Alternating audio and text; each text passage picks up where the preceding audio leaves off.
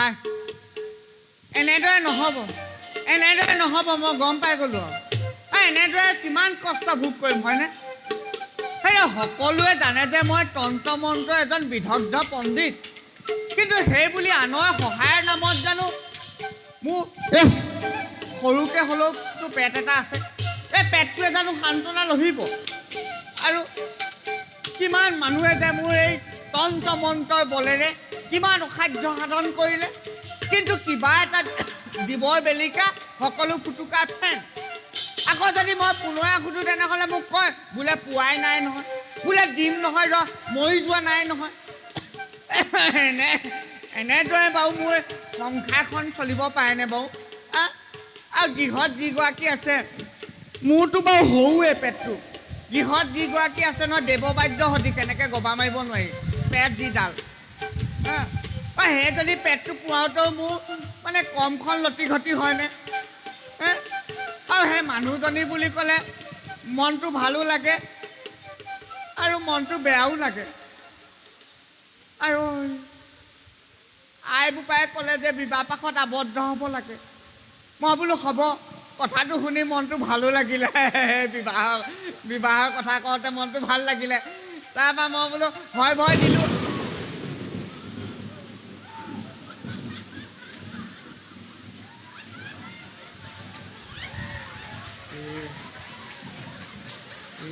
চাট কম দিয়া নাই দেই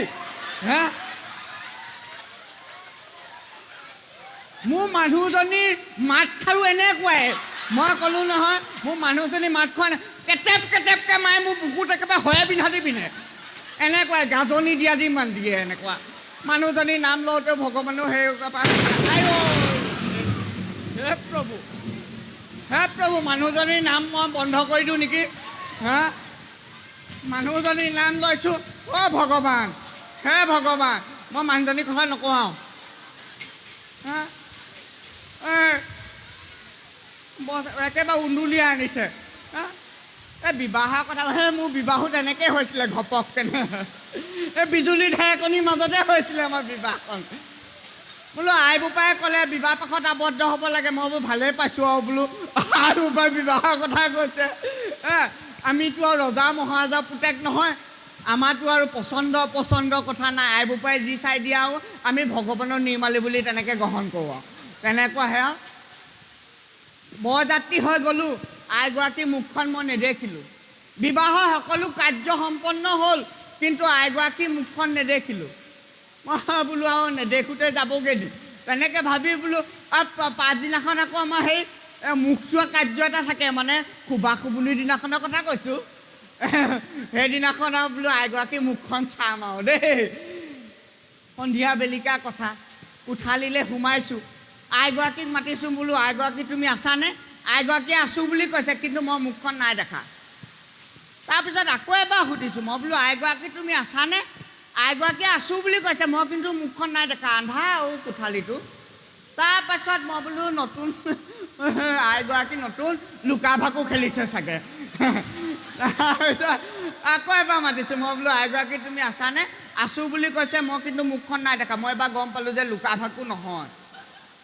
মই বোলো আইগৰাকী তুমি হাঁহি এটা মাৰি দিয়াচোন আইগৰাকীয়ে হাঁহিটো মাৰিছে দাঁতকেইটা চেলেককৈ মাৰিছে বগাকৈ দাঁতকেইটা জিলিকিছে কিন্তু মানুহজনী নাই জিলিকা মই তেতিয়াই গম পালোঁ মোৰ জীৱন এন্ধাৰ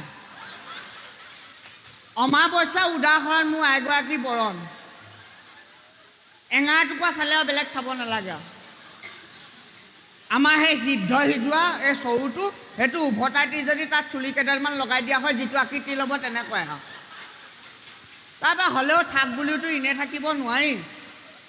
হ'লেও একোই এফাল ল'ৰা ছোৱালী বাপুকি হ'লোঁ মই একোই এফালটো মানে সকলোৱে বুজি নাপায় একোইটো বুজি পাইছে থাকে এফালটো বুজি নাপায় এফালটো মানে আহোঁ হৈ আছে আৰু ইমানখিনি দিছোঁ তথাপিও তাই কেটেপ মাতকৈ খায় এই বিজুলী ঢেৰেকনি মৰা দি মাৰে এতিয়া আকৌ নাহিলে হয় তাই মাতটো মাতোঁতে বা যি কি নহওক এজনীয়ে খাবলৈ নাপায় যদি ইয়াত মোক বিচাৰি আহি ইয়াত পায় নহয় মোক কি কৰিব ঠিকনা নাই তাইকে অকণমান খুৱাই বুৱাই শান্ত কৰোঁগৈ অ প্ৰভু ঢেৰেকনি নেমাৰিবা পাছৰখিনি ওলাবলৈ দিয়া আহিছোঁ বোলো ভাল ভাল ভাল ভগৱানে যি কয় ভালৰ কাৰণে কয় অতদিন ডাঙৰ কাৰ্য বিচাৰি বিচাৰি অৱশেষত যেনিবা এই গুৰৰ টেকেলিতে হাতখন পৰিলেগে ৰজা পৰীক্ষিতক হেনো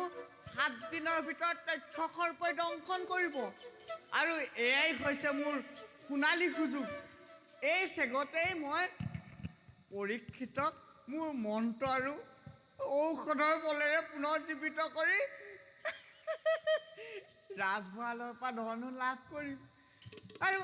ৰাজভঁৰালৰ পৰা পোৱা ধনেৰে মোৰ গোটেই দুখখিনিয়ে নাইকিয়া কৰি পেলাব আৰু মই মানুহজনীও মাৰ খাব নালাগে আৰু কথাটো ভাবিয়ে মনটো কিবা ভাল লাগি গৈছে পিছে ইমান দূৰ বাট ফুৰি বা আহিলো ভাগৰো লাগিছে খন্তেকেই বটবৃক্ষৰ তলতেই জিৰণি লওঁ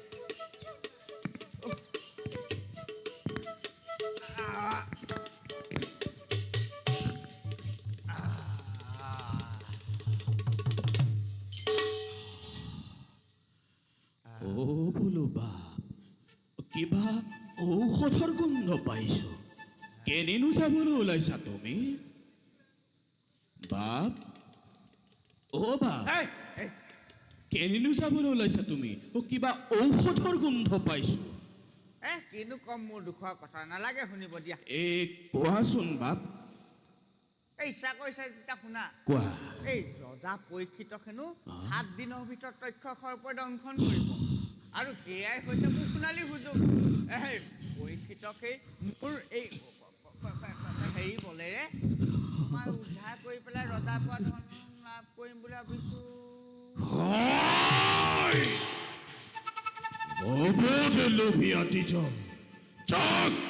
এই তথ্যকে খাব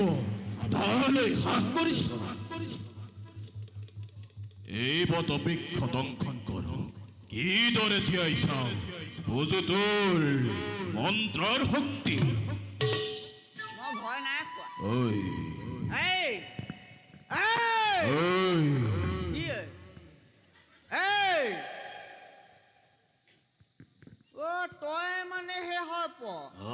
ফেট নুতুলিবি দেই মই ফেট ভাঙি দিয়া মানুহ আকৌ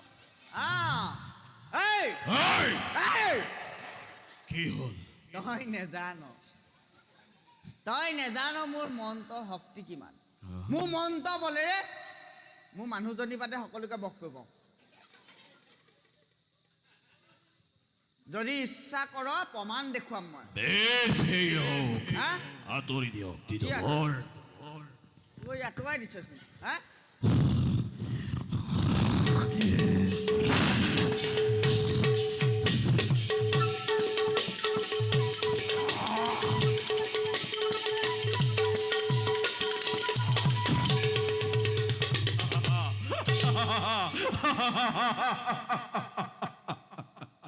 এয়া দেখিলি নে দ্বিজবৰ এই তক্ষকৰ এক দংশনত কিদৰে চহি খহি গল এই বটবৃক্ষ একেবাৰে জহাই খহাই পেলালি আৰু মই আছো নহয় মই মৰি যোৱা নাইতো মই আছো মোৰ শক্তি চাবি দি তই চাও দেখুৱা দ্বিজবৰ চাও ৰ তেন্তে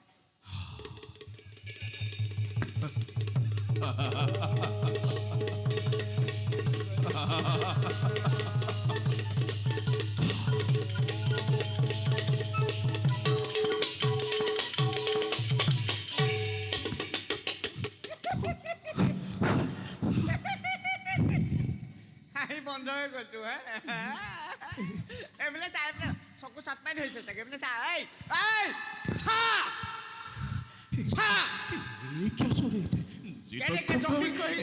দংশনত মুহূৰ্ততে ধ্বংস হ'ব পাৰে সকলো জীৱ তেনে তক্ষকৰ বিষকৰ উঠিব পাৰে মন্ত্ৰৰ বলেৰে নাই এনে হ'বলৈ দিব নোৱাৰি বৰ্তমান পৰীক্ষিতক দংশন কৰি মৃত্যু ঘটোৱাটো নিয়তিৰ কাৰ্য আৰু মই নিয়তি সলনি কৰিবলৈ দিব নোৱাৰো কি হে দ্বিজবৰ, কি তোমাক ধন সোণ যি লাগে সকলোবিলাক মই দিম। তুমি ইয়াৰ পৰা উলটি যোৱা। তুমি হস্তিনালৈ গৈ পৰীক্ষিতক উদ্ধাৰ কৰি নিয়তি সলনি কৰিব নালাগে। নিয়তি সলনি কৰিলে তোমাৰো মংগল নহ'ব। গতিকে মোৰ তোমাৰ ওচৰত প্ৰাৰ্থনা দ্বিজবৰ। তই পৰাজয় বৰণ কৰিলি কৰিলো দ্বিজবৰ। হা আৰু কি ধন সোণৰ কথা এটা কলি যে ধন সোণ মই দিম দ্বিজবৰ তোমাক।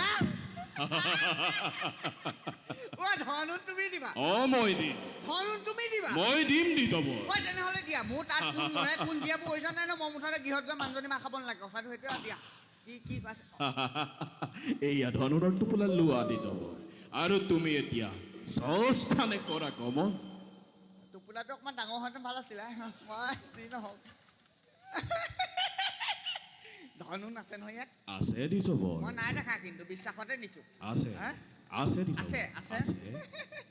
গধু গধু পাইছোঁ বাৰু হ'ব আছে মই ধনুন পালোঁ যেতিয়া মোৰ নিচিনা ভাগ্যৱান কোনো নাই হে এতিয়া মই এই গৃহত মানুহজনীয়ে মানে বৰ মাৰপিট কৰে মোক এতিয়াও নকয় আৰু এইকেইটা দি দিলেগে মই আহিছোঁ দেই যোৱা দ্বিজবৰ। তাত কোন মই কোন যিয়ে মোৰ প্ৰয়োজন নাই নহয় তুমি কলৈ যোৱা গৈ থাকা দেই মই আহিছোঁ মই মানুহজনী মাৰ নাখাওঁ আজি হে প্ৰভু এনেকৈ আৰু কৃপা কৰি থাকিবা দেই